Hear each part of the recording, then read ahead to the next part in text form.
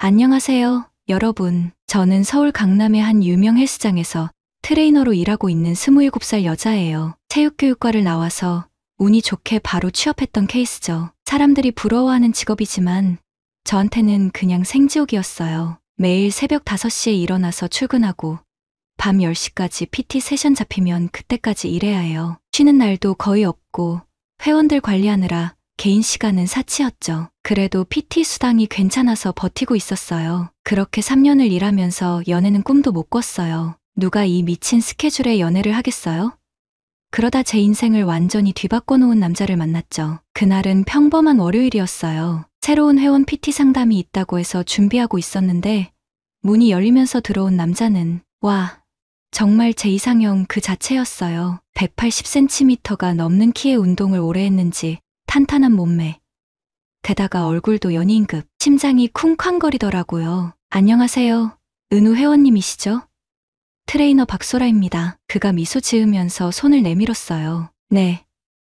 반갑습니다. 소라 트레이너님 소문 많이 들었어요. 꼭 같이 운동하고 싶었거든요. 소문이라니 제가 그렇게 유명한가?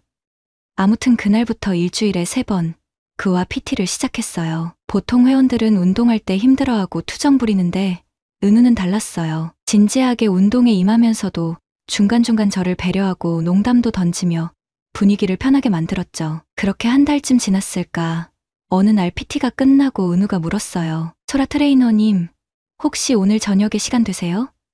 제가 감사 인사로 식사 대접하고 싶어서요. 회사 규정상 회원과 사적으로 만나는 건 금지예요. 하지만 솔직히 저도 그가 마음에 들었고 그간 데이트 한번 제대로 못 해본 저로서는 너무 설레는 제안이었어요. 회사 규정상 안 되긴 하는데 제가 망설이자 그가 빠르게 대답했어요. 그럼 몰래 만나요. 다른 사람들 모르게. 저도 여기서 유명한 사람이라 소문나면 곤란하거든요. 그 말에 호기심이 생겼어요. 유명한 사람? 설마 연예인인가? 궁금함과 설렘이 뒤섞여서 결국 승낙했죠. 저녁에 만났는데 그가 타고 온 차는 벤츠 최신형이었어요. 게다가 강남 한복판의 회원제 레스토랑으로 저를 데려갔죠. 식사하면서 알게 된 건데 그는 IT 회사 CEO였어요. 30대 초반에 벌써 회사 2개를 차렸다고. 게다가 해외에도 지사가 있다나 뭐라나. 사실 저 운동할 시간이 별로 없어요. 해외 출장도 잦고 그래도 소라님 PT 받으려고 스케줄 다 조정했어요. 그 말에 가슴이 두근거렸어요. 그런 바쁜 사람이 저 때문에 시간을 냈다니. 그날 저녁은 정말 꿈 같았어요. 고급 와인을 마시면서 깊은 대화를 나누고 그의 성공 스토리를 듣다 보니 시간 가는 줄 몰랐죠. 레스토랑을 나와서 그의 차에 탔는데 갑자기 그가 제 손을 잡더니 강남 한복판의 고급 아파트 단지로 향했어요. 제 집에서 커피 한잔 할래요? 순간 망설였지만 이미 그에게 푹 빠져있던 저는 고개를 끄덕였어요. 집은 역시나 명품 가구들로 채워진 펜트하우스였고 커피를 마시다가 어느새 우리는 침실로 향했죠. 그날 밤은 제 인생에서 가장 로맨틱하고 열정적인 밤이었어요. 그의 부드러운 손길이 제 온몸을 덮을 때마다 전율이 일었고 그가 귓가에 속삭이는 달콤한 말들에 완전히 넋이 나갔어요. 우리는 밤새도록 서로의 몸을 탐험했고 아침이 되어서야 겨우 잠들었죠. 그 후로 우리는 거의 매일 만났어요. PT 시간 외에도 그의 집에서 시간을 보냈고 주말에는 그가 제주도나 강원도로 데이트 여행을 데려가기도 했어요. 그는 정말 완벽한 남자 같았어요. 지적이고 섬세하고 성공적이고 게다가 침대에서도 최고였죠. 한 달쯤 지났을 때 은우가 갑자기 제안했어요. 소라야, 우리 같이 살지 않을래? 나 사실 너무 바빠서 매일 만나기 어려운데 내가 내 집에서 살면 퇴근하고 너를 볼 수 있잖아. 전 깜짝 놀랐어요. 만난 지 한 달 만에 동거 제안이라니. 하지만 이미 저는 그에게 완전히 빠져 있었고 그의 화려한 생활에 매료되어 있었죠. 고민 끝에 결국 그의 제안을 받아들였어요. 좋아. 같이 살자. 근데 내 직장은 어떡하지? 그러자 그가 웃으면서 대답했어요. 그만둬. 내가 너 먹여 살릴게. 아니면 우리 회사 피트니스 센터 담당자로 스카우트할까? 연봉 2배로 줄게. 정말 믿기지 않는 제안이었어요. 직장도 옮겨주고 연봉도 2배. 당연히 바로 승낙했죠. 다음날 바로 헬스장에 사표를 냈어요. 그렇게 은우의 집으로 이사했고 그의 회사 피트니스 센터 담당자로 일하게 됐어요. 처음엔 정말 꿈 같았어요. 고급 아파트에서 살고 명품 옷을 입고 비싼 차를 타고 그야말로 신데렐라가 된 기분이었죠. 하지만 한 달쯤 지나자 이상한 점들이 보이기 시작했어요. 은우는 종종 며칠씩 해외 출장을 간다고 했는데 그때마다 연락이 잘 안 됐어요. 그리고 가끔 그의 휴대폰에 수상한 메시지가 왔죠. 오빠, 오늘 밤에 보자라든가 지난번 선물 고마워요라든가. 의심이 들기 시작했지만 물어볼 용기가 없었어요. 그리고 사실 이 생활을 놓치고 싶지 않았거든요. 돈 걱정 없이 사는 게 얼마나 편한지 몰라요. 그래서 눈을 감았죠. 그러다 어느 날 은우가 또 출장 간 사이 그의 서재를 정리하다가 우연히 서랍 속에서 여권을 발견했어요. 출장 중인데 여권이 집에? 이상해서 열어봤더니 이름이 은우가 아니라 김준호였어요. 뭐지? 가짜 신분으로 살고 있었던 건가? 온몸에 소름이 돋았어요. 더 자세히 살펴보려고 서재를 뒤지다가 금고를 발견했는데 비밀번호가 제 생일이더라고요. 감동적이라고 생각하면서 열었는데 그 안에는 충격적인 것들이 가득했어요. 여러 개의 신분증, 여권, 신용카드 모두 다른 이름으로 되어 있었어요. 게다가 현금 다발과 함께 있던 공책에는 여자 이름들과 함께 금액이 적혀 있었죠. 그 중에는 제 이름도 있었어요. 박소라 5천만 원 투자. 회수 예정 8억. 마치 투자 목록 같았어요. 여자들에게 돈을 쓰고 더 많은 걸 얻어내려는. 그때 갑자기 휴대폰이 울렸어요. 모르는 번호였지만 받았죠. 박소라 씨 맞으세요? 여자 목소리였어요. 네, 맞는데요. 누구시죠? 저는 은우. 아니, 김준호의 피해자예요. 소라 씨도 그 사람 때문에 피해보셨죠? 뭐라고요? 피해자라니? 통화를 통해 알게 된 사실은 너무 충격적이었어요. 그 남자는 사실 IT CEO가 아니라 전문 사기꾼이었어요. 특히 여성 PT 트레이너들을 꼬여서 동거까지 이르게 한 다음 명의를 도용하고 대출을 받게 하는 수법을 쓴다는 거예요. 소라 씨, 혹시 최근에 서류에 사인한 적 있어요? 아니면 신분증 복사해달라고 한 적은? 그 말에 온몸이 얼어붙었어요. 일주일 전 은우가 회사 피트니스 센터 정식 계약서라면서 건넨 서류들 꼼꼼히 읽어보지도 않고 사인했던 기억이 났어요. 있어요. 회사 계약서라고.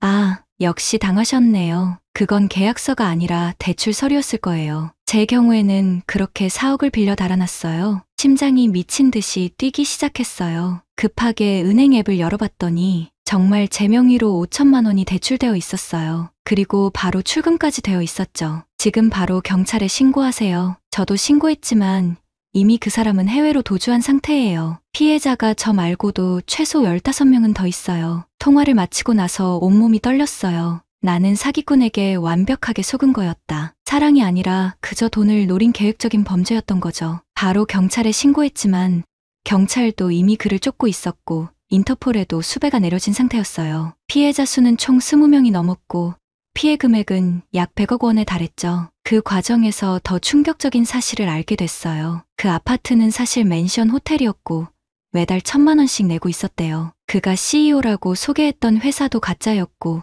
그가 보여준 사업자 등록증도 조작된 거였어요. 물론 회사의 피트니스 센터 담당자 자리도 거짓말이었죠. 제가 그만뒀던 헬스장은 이미 다른 트레이너를 구했고 저는 갑자기 무지개다 5천만 원의 빚까지 떠안게 된 거예요. 그것도 모자라 제 개인정보로 여러 곳에서 대출 신청을 시도한 흔적이 있었어요. 다행히 다른 건 승인 전에 막았지만 신용등급은 바닥을 쳤죠. 집으로 돌아가려고 했지만 이미 월세 계약은 만료되었고 보증금은 친구에게 빌린 상태였어요. 그 돈도 은우에게 명품백이랑 옷 사는 데 썼으니 돌아갈 곳이 없었어요. 그 후 몇 달은 정말 지옥이었어요. 친구 집 소파에서 지내면서 아르바이트를 3개씩 하고 밤에는 술집에서 서빙까지 했어요. 빚을 갚기 위해 헬스장에 다시 취직하려고 했지만 소문이 퍼져서 어디에서도 저를 받아주지 않았어요. 그러던 중 같은 피해자들과 연락이 닿게 됐어요. 다들 비슷한 상황이었죠. 헬스장이나 필라테스 학원에서 일하던 여자들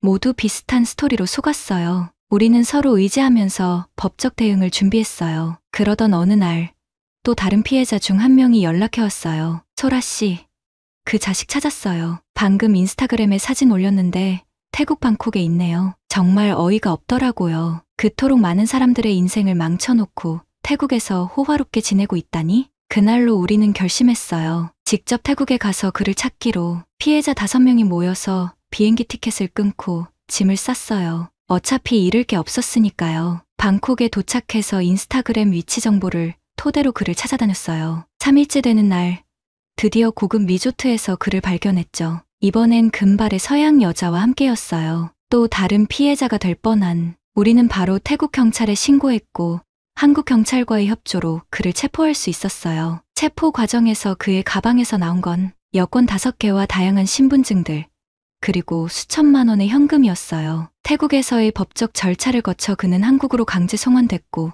구속 기소되었어요. 재판 과정에서 알게 된 그의 진짜 정체는 더 충격적이었어요. 그는 사기 전과 오범으로 출소한 지 1년도 채 되지 않았다는 거예요. 그리고 피해자는 우리가 알던 20명이 아니라 전국적으로 30명이 넘었죠. 그는 결국 징역 15년을 선고받았어요. 하지만 우리의 상처와 트라우마, 그리고 경제적 피해는 쉽게 회복되지 않았죠. 지금 저는 그 사건 이후 2년이 지났어요. 아직도 빚을 다 갚지 못했고 예전처럼 트레이너로 일하지도 못해요. 대신 피해자들과 함께 사기 예방 교육 단체를 만들었어요. 우리 같은 피해자가 더 생기지 않도록 경험을 나누고 상담도 하고 있죠. 가끔 그를 처음 만났던 날을 떠올리면 아직도 가슴이 찢어질 것 같아요. 그 남자의 거짓된 미소, 가짜 사랑의 말들, 그리고 모든 것을 잃은 그 순간. 하지만 이제는 알아요. 그저 겉모습만 보고 판단해서는 안 된다는 것을. 그리고 저처럼 헬스장에서 열심히 일하는 여성분들, 특히 트레이너 여러분들, 회원님들이 아무리 멋지고 부자처럼 보여도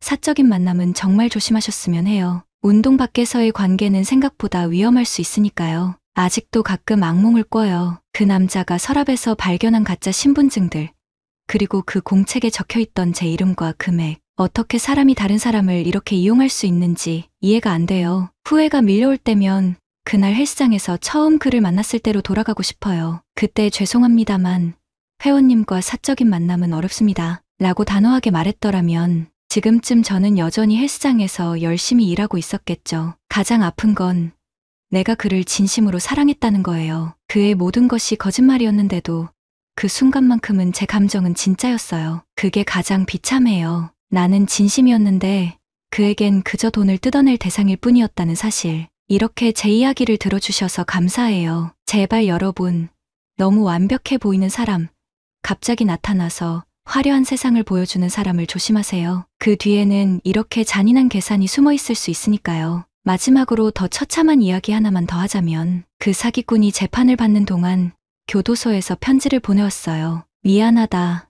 너만은 진짜 좋아했다라는 내용이었는데 순간 또 흔들렸다는 게 저 자신이 너무 한심했어요. 결국 편지까지 모두 증거로 제출되었고 그는 더 중형을 선고받았지만 지금도 가끔 그의 연락을 기다리는 제 자신을 발견할 때면 소름이 돋아요. 제 경험이 누군가에게 도움이 되었으면 해요. 잃어버린 시간과 돈은 다시 돌아오지 않지만 적어도 다른 사람은 이런 실수를 하지 않았으면 좋겠네요. 여러분, 정말 조심하세요. 사랑보다 더 중요한 건 자기 자신을 지키는 거예요. 그럼 이만 사연 마치겠습니다. 다음에 또 만나요. 좋아요, 구독 부탁드려요.